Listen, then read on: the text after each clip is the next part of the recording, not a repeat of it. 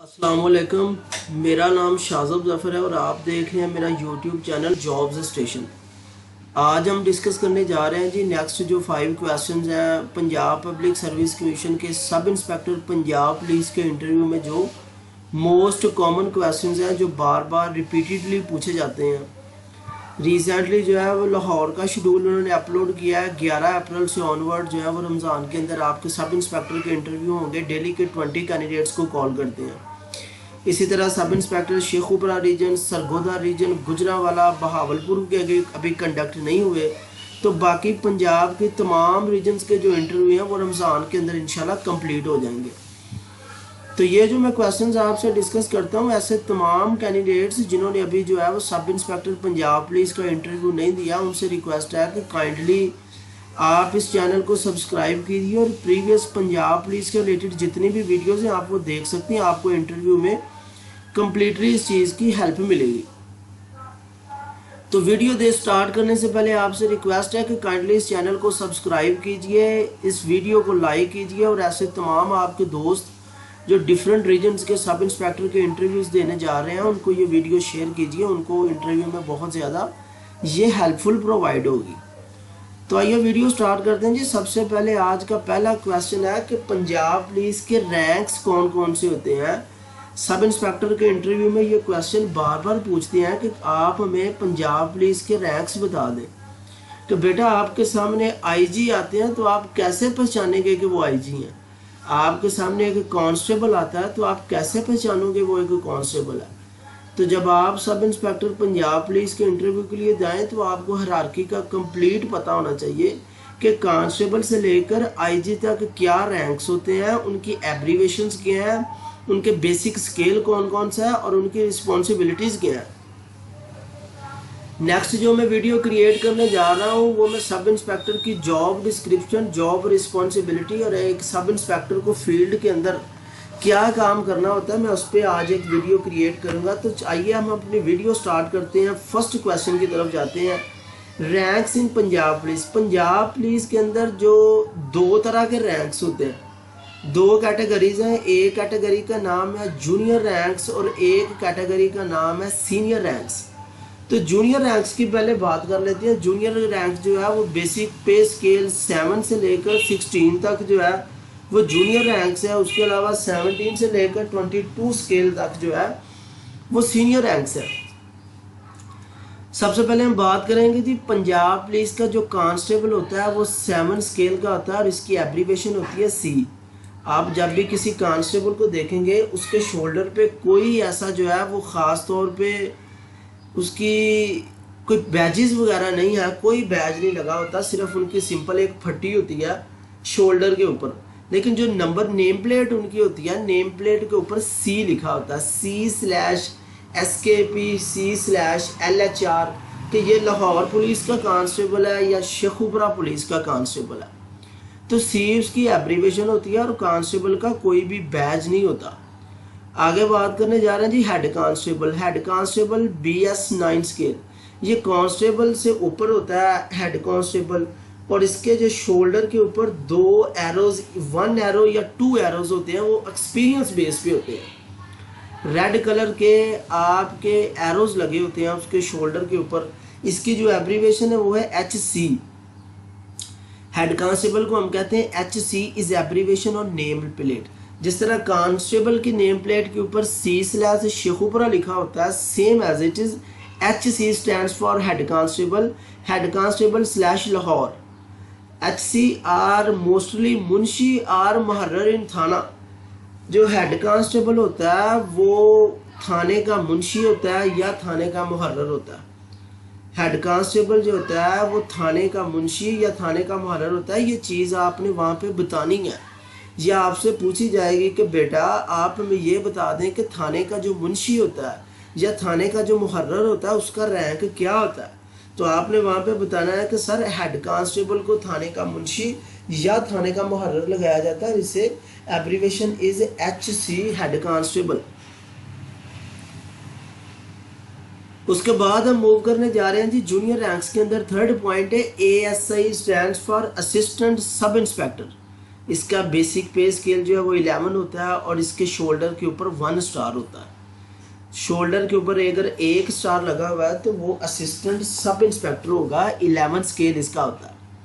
और ये जो ASI होता है इसका जो एग्ज़ाम होता है वो भी सर्विस कोटा के through, Punjab public service commission के थ्रू उसका पेपर होता है। और उसके लिए कांस्टेबल की आपको 3 साल की सर्विस मस्ट है। ऐसे तमाम कांस्टेबल जिन्होंने ग्रेजुएशन की हो और 3 इयर्स उनकी सर्विस हो, वो असिस्टेंट सब इंस्पेक्टर का पेपर दे सकते हैं और इंटरव्यू दे सकते हैं। उनकी प्रमोशन जो है वो ASI लेवल तक पंजाब पब्लिक सर्विस कमीशन के थ्रू होती है। नेक्स्ट हम मूव करने जा रहे हैं जी SI, जो जिसके इंटरव्यू की तैयारी आजकल लोग कर रहे हैं, वो है जी सब इंस्पेक्टर। उसका रैंक होता है BS14। ये 14वां स्केल है, इसे 2 स्टार रैंक कहते हैं। ये 2 स्टार रैंक आपका Bangladesh, Sri Lanka, Pakistan, India, south Asia के अंदर जितने भी जो सब इंस्पेक्टर रैंक है वो 2 स्टार रैंक है। And can be posted as SHO। वैसे तो आपके थाने का जो इंचार्ज है वो SHO होता है और SHO मोस्टली इंस्पेक्टर लगते हैं, लेकिन समटाइम्स जो है वो सब इंस्पेक्टर को भी SHO पोस्ट पे आपको लगा देते हैं। अच्छा, पोस्ट और रैंक में बेटा जी डिफरेंस है। पोस्ट जो होती है वो आपको एक स्पेसिफिक टास्क दिया जाता है, जो रैंक होता है वो आपका बेसिक पे स्केल के ऊपर जो है हायरार्की होती है। तो जैसे SHO एक पोस्ट है, सब इंस्पेक्टर एक रैंक है, इंस्पेक्टर भी एक रैंक है। तो ये दोनों रैंक्स जो हैं, सब इंस्पेक्टर या इंस्पेक्टर, इन दोनों को SHO की पोस्ट पे लगाया जा सकता है। SHO एक पोस्ट है, सब इंस्पेक्टर और इंस्पेक्टर एक रैंक है। ठीक है जी। अदरवाइज इन्वेस्टिगेशन ऑफिसर, अगर तो थाने के अंदर आपका sub inspector posted as a SHO लग गया तो ठीक है, अदरवाइज वो थाने के अंदर एज ए IO काम करेगा, इन्वेस्टिगेशन ऑफिसर काम करेगा थाने के अंदर। नेक्स्ट पॉइंट पे मूव करते हैं जी। इंस्पेक्टर जो है वो भी जूनियर रैंक से है, BS16 होता है। इसके शोल्डर पे, इसके कंधे के ऊपर 3 स्टार होते हैं। कंधे पे अगर 3 स्टार होंगे तो वो आपका इंस्पेक्टर होगा और 90% इंस्पेक्टर्स को एज ए SHO लगाते थे। थाने के अंदर जो इंस्पेक्टर होता है वो एज ए SHO उसको लगाया होता है। ठीक है जी। नेक्स्ट हम मूव करने जा रहे हैं कि जूनियर रैंक्स जो 7 स्केल से लेकर 16 स्केल तक थे, उसके बाद स्टार्ट होती हैं सीनियर रैंक्स। तो सीनियर रैंक्स के अंदर जो सबसे पहला 17 स्केल पे आता है उसे कहते हैं ASP, assistant superintendent of police, या होता है DSP, उसे कहते हैं डिप्टी सुपरिटेंडेंट ऑफ पुलिस। ये दोनों BS17 में है, लेकिन इंटरव्यू में ये चीज़ पूछते होते हैं कि बेटा ASP और DSP दोनों 17 स्केल्स के होते हैं, क्या आप इन दोनों में डिफरेंस बता सकते हैं? तो ASP जो होता है वो direct through central superior service, CSS करके जो डायरेक्ट भर्ती होता है वो ASP होता है। और जो प्रमोशन इंस्पेक्टर से प्रमोट होकर ऊपर आता है उसे DSP कहते हैं। ये मैंने यहाँ पे लिखा हुआ है जी, ASP direct through CSS and DSP is promotion basis. ठीक हो गया। ये दोनों का आपने डिफरेंस याद करना होता तो इन दोनों का 17 स्केल है, लेकिन जो ASP आता है वो डायरेक्ट CSS के थ्रू आता है और जो DSP होता है वो जो प्रमोट हो गया था इंस्पेक्टर से, उसे प्रमोशन मिलती होती है। तो अगर आप सब इंस्पेक्टर रेकमेंड हो जाते हैं तो आप जो है वो SP तक जा सकते हैं प्रमोट होकर। DSP तो सर्व करेंगे ही करेंगे, लेकिन आपके चांसेस जो है वो SP तक भी होंगे। नेक्स्ट रैंक की तरफ मूव करते हैं जी। SP stands for superintendent of police, ये BS18 में होता है। उसके बाद होता है जी SSB, senior superintendent of police, या इसे AIG कहते हैं, assistant inspector general of police.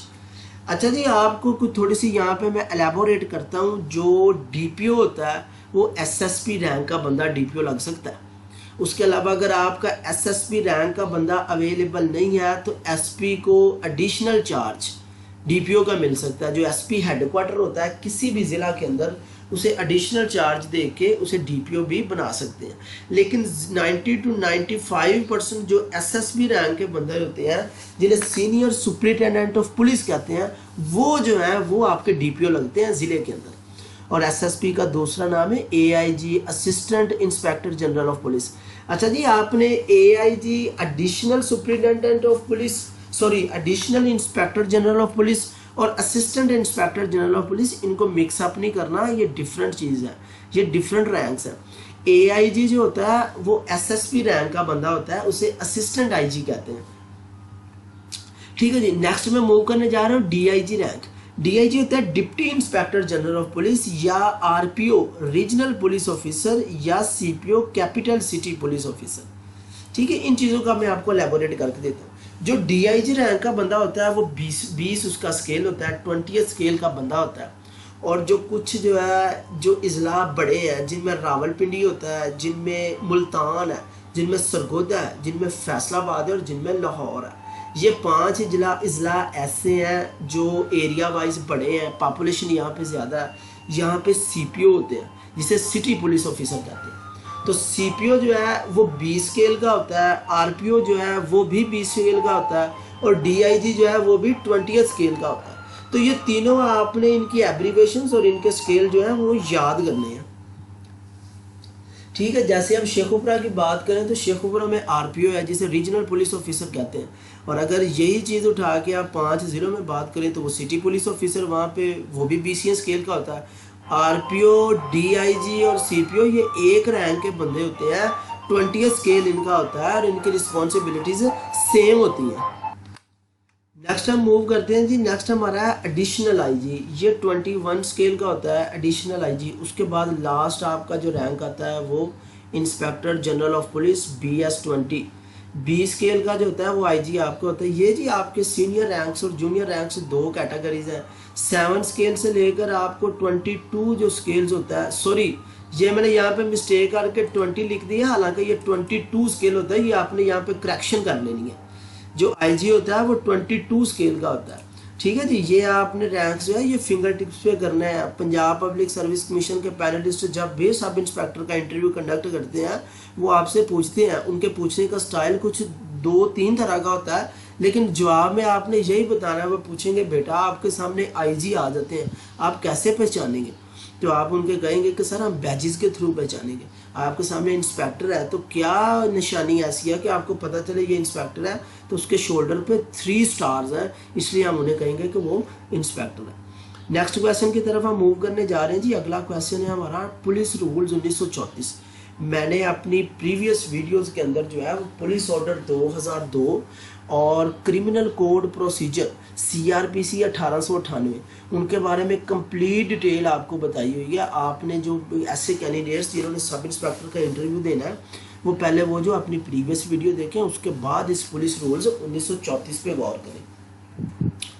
आज हम बात करेंगे जी व्हाट इज पुलिस रूल्स 1934 में क्या बताया गया है। Total police registers are 25। आपसे ये क्वेश्चन भी हो सकता है कि बेटा पुलिस स्टेशन के अंदर टोटल कितने रजिस्टर्स होते हैं, तो आपने कहना सर 25 रजिस्टर्स होते हैं। एक रजिस्टर्स ऐसा है जो अब जो है वो नॉन फंक्शनल है, वो अब तहसील कौंसिल के अंदर मूव हो गया। वो कौन सा रजिस्टर था? जब भी इलाके के अंदर कोई नया बच्चे की पैदाइश होती है या डेथ होती है, डेथ सर्टिफिकेट होता है, तो ये जो आपकी सारी डीलिंग है ये पहले पंजाब पुलिस करती होती थी थाने के अंदर, लेकिन अब इस रजिस्टर को उठा के तहसील कौंसिल्स को दे दिया गया या यूनियन कौंसिल को दे दिया गया, वो इस रजिस्टर को डील करते हैं। तो अब जो टोटल 24 रजिस्टर्स रह चुके हैं। उसके बाद जी आपके ये जो 25 रजिस्टर्स मेंटेन होंगे वो पुलिस रूल 1934 के तहत होंगे। हमें पुलिस रूल्स 1934 में बताया गया है कि ये जो पंजाब पुलिस के थानों के अंदर 25 रजिस्टर है, इनको कैसे आपने मेंटेन करना है। दूसरा पॉइंट है जी हाउ मेंटेन पुलिस रजिस्टर। ऊपर मैंने बात की जो 25 रजिस्टर्स हैं उनको किस तरह मेंटेन करना है, ये पुलिस रूल्स 1934 में हमें बताया गया। तीसरा पॉइंट है प्रोसीजर्स ऑफ इन्वेस्टिगेशन, तहकीकात किस तरह करनी है, इन्वेस्टिगेशन के प्रोसेस को कैसे लेकर चलना है, एक इन्वेस्टिगेशन ऑफिसर पे क्या क्या जिम्मेदारियां आयद होती हैं, ये पुलिस रूल्स 1934 में बताया गया। Defined territory of police station, एक पुलिस स्टेशन की 4 दीवारी के अंदर जो भी काम होगा, जो भी एक तरीकेकारी के तहत काम होगा, वो पुलिस रूल 1934 में बताया गया। आगे जी forms in police station, police station के जितने भी फॉर्म्स हैं उनको किस तरह मेंटेन करना है, ये पुलिस रूल्स 1934 में बताया गया। How police perform is duty, police अपनी रिस्पॉन्सिबिलिटीज किस तरह अदा करेंगी, अपनी ड्यूटीज किस तरह अदा करेंगे, ये चीज़ हमें बताएगी पुलिस रूल्स 1934 में। रूल्स ऑफ बिजनेस इन थाना लेवल, मैंने आप पे पहले भी बात की है कि थाने की टेरिटरी के अंदर चार दीवारी के अंदर जो भी रूल ऑफ बिजनेस होगा, जो भी एजेंडा होगा, किस तरह पुलिस अपना काम करेगी, रजिस्टर्स किस तरह मेंटेन होंगे, फॉर्म्स किस तरह मेंटेन होगी, इन्वेस्टिगेशन के प्रोसेस को किस तरह लेके चलेंगे, ये पुलिस रूल 1934 में बताया गया। नेक्स्ट है जी हाउ मेंटेन रोजनामचा।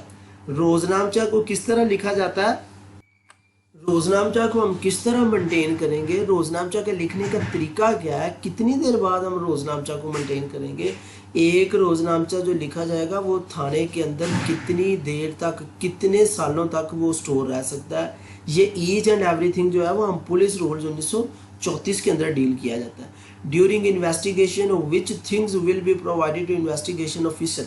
एक इन्वेस्टिगेशन ऑफिसर को क्या क्या चीज़ प्रोवाइड की जाएगी ड्यूरिंग इन्वेस्टिगेशन। उसे एक सूती कपड़ा दिया जाएगा, उसे डीएनए या आरएनए कलेक्ट करने के लिए क्या चीज़ दी जाएगी, उसे एक टॉर्च लाइट दी जाएगी। Each and everything investigation officer को क्या क्या चीज़ प्रोवाइड की जाएगी, वो पुलिस रूल्स 1934 में इस चीज़ को डिफाइन किया गया। तो पुलिस रूल 2002, पुलिस ऑर्डर 2002 और सीआरपीसी क्रिमिनल कोड प्रोसीजर जिसे ज़ाब्ता फौजदारी कहते हैं, वो हमने 1898 मैंने अपनी प्रीवियस वीडियो में डिटेल वाइज आपको पॉइंट्स में बताया हुआ है। तो काइंडली जिन कैंडिडेट्स ने मेरी प्रीवियस वीडियोस नहीं देखी उनसे रिक्वेस्ट है कि पहले वो वाले वीडियोस जो है वो देख लें, उसके बाद पुलिस रूल्स 1934 पे आप डिस्कस करें। ये 6 से 7 पॉइंट्स आपने पैनलिस्ट को बताने हैं ताकि वो सेटिस्फाइड हो जाए। नेक्स्ट हम मूव करने जा रहे हैं जी सीटीडी क्या है। समटाइम्स वो पूछते होते हैं बेटा आप सीटीडी के बारे में कुछ हमें बताएं। CTD stands for counter terrorism department, इनका ओल्ड नेम था CID. CID stands for criminal investigation department. तो सीआईडी जो स्टैब्लिश हुई थी वो पहले 1995 में स्टैब्लिश हुई थी, लेकिन इसे 2010 में रीनेम करके सीटीडी कर दिया था। इसका पर्पस क्या है, all cases related to terrorism, violent extremism. अब एक्सट्रीमिज्म क्या होती है, शिद्दत पसंदी, ठीक है, इंतहा पसंदी, ये मैंने आपको प्रीवियस वीडियो में बताया हुआ है। सेक्टेरियनिज्म क्या होता है, सेक्टेरियन एक्टिविटीज़ के अपने फ़िरके को इस लेवल तक अटैचमेंट करना कि दूसरे फ़िरके की बेहुरमती कर जाना, इस चीज़ को कहते हैं सेक्टेरियनिज्म। तो एक्सट्रीमिज्म, सेक्टेरियनिज्म और टेररिज्म के रिलेटेड तमाम केसेस जो डील करेगी वो आपकी काउंटर टेररिज्म डिपार्टमेंट डील करेगी। यहाँ पे ATA एक्ट इनका है जी, anti terrorism act and anti terrorism act 1997 में आया था। तो अगर आपसे पैनलिस्ट पूछता है बेटा सीटीडी के बारे में 3-4 चीज़ें बताएं, तो आपने बताना है कि sir CTD stands for counter terrorism department, इनका ओल्ड नेम सीआईडी था, क्रिमिनल इन्वेस्टिगेशन डिपार्टमेंट। लेकिन 1995 में ये सीआईडी बना, 2010 के अंदर इसका नाम चेंज करके सीटीडी रख दिया। एक्सट्रीमिज्म, सेक्टेरियनिज्म और टेररिज्म के रिलेटेड जितने भी केसेस होंगे वो सीटीडी डील करेगा।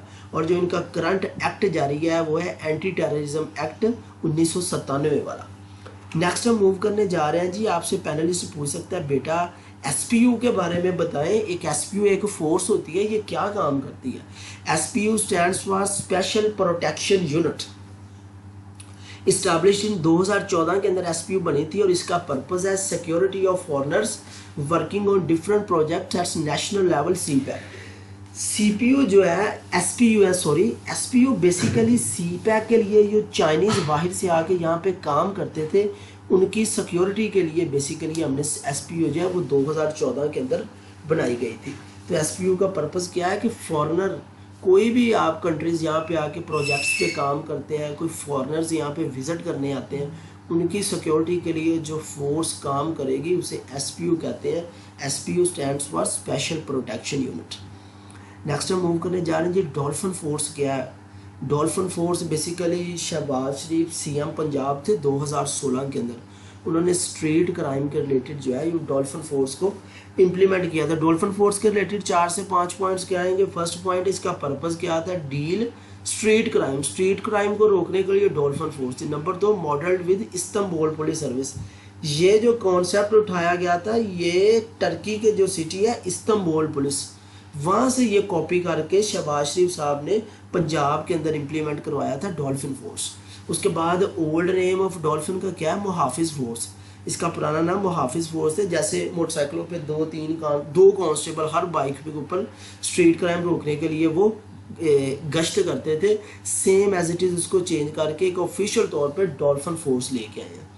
सीएम पंजाब शहबाज शरीफ लॉन्चेज इन 2016 के अंदर जो है ये डॉल्फिन फोर्स लॉन्च हुई थी। तो एसपीयू के बारे में पूछें या डॉल्फिन फोर्स के बारे में पूछें, आपने ये चीज़ उनको डीपली जाके बतानी है। आज के हम लास्ट क्वेश्चन की तरफ मूव करते हैं। एलीट फोर्स क्या है? एलीट फोर्स का पर्पस होता है हाई रिस्क रिसर्च, जहाँ पे बहुत ज़्यादा हाई रिस्क हो या उन्होंने डिस्ट्रिक्ट पुलिस के साथ कोलैबोरेट करके हाई रिस्क वाली रेड करनी हो, तो वहाँ पे जो है वो आप ज़िले की जो एलीट फोर्स होती है उनको कॉल कर सकते हैं। असिस्ट दी डिस्ट्रिक्ट पुलिस, इन्होंने डिस्ट्रिक्ट पुलिस की मदद करनी होती है। ट्रेनिंग सेंटर इनका elite school in Bedian road Lahore में है। तो ये एलीट फोर्स का आपने ये बताना है कि सर बेसिकली ये समटाइम्स चीफ जस्टिस वगैरह या हाई जो वीवीआईपी प्रोटोकॉल्स हैं उनके साथ एलीट फोर्स अपनी रिस्पॉन्सिबिलिटीज़ प्रोवाइड करती है। नंबर 2, जब भी ज़िले के अंदर आपने हाई रिस्क रेड करनी है या आपने हाई रिस्क रिसर्च करनी है किसी चीज़ की, तब एलीट फोर्स जो है वो फील्ड में उतरेगी। उसके अलावा डिस्ट्रिक्ट पुलिस की किसी भी लॉ एंड ऑर्डर की सिचुएशन में जहाँ पे जो है वो हाई रिस्क हो, वहाँ पे एलीट फोर्स अपनी रिस्पॉन्सिबिलिटी अदा करेगी। इनका जो ट्रेनिंग स्कूल है वो बेदिया रोड लाहौर में है। तो ये जी आज के हमारे 5 से 6 क्वेश्चन से एलीट फोर्स के बारे में हमने बात की, डॉल्फिन फोर्स के बारे में हमने बात की, एसपीयू के बारे में हमने बात की, और इसके अलावा सीटीडी के बारे में डिटेल से बात की। पुलिस रूल्स 1934 हैं क्या, उसके अलावा हमने ranks in Punjab police constable से लेकर आईजी लेवल तक हमने ये चीज़ की है। तो ऐसे तमाम कैंडिडेट्स मैं बार बार उन चीज़ों को कह रहा हूँ कि सब इंस्पेक्टर का जिन्होंने इंटरव्यू देना है वो मेरी प्रीवियस वीडियो बार बार देखें, उनके अपने नोट्स बनाएं, उनको बार बार याद करें। अगर कोई क्वेश्चन है तो मेरा नंबर अवेलेबल है इस फाइल में, आप मेरे नंबर पे कांटेक्ट कर सकते हैं 030081600143। शाहज़ब ज़फ़र मेरा नेम है। आप मुझसे कॉल पे बात कर सकते हैं, मुझसे मैसेज कर सकते हैं, किसी भी तरह की आपने कोई भी इंफॉर्मेशन लेनी है। वीडियो देखने के लिए बहुत शुक्रिया। इस वीडियो को शेयर कीजिए, लाइक कीजिए, कमेंट लाजमी किया करें और मेरे चैनल को सब्सक्राइब करके बेल आइकन प्रेस कर लें ताकि नेक्स्ट कोई भी वीडियो आती है तो आपको नोटिफिकेशन मिल सके। वीडियो देखने के लिए बहुत शुक्रिया। Thank you. अल्लाह हाफिज़।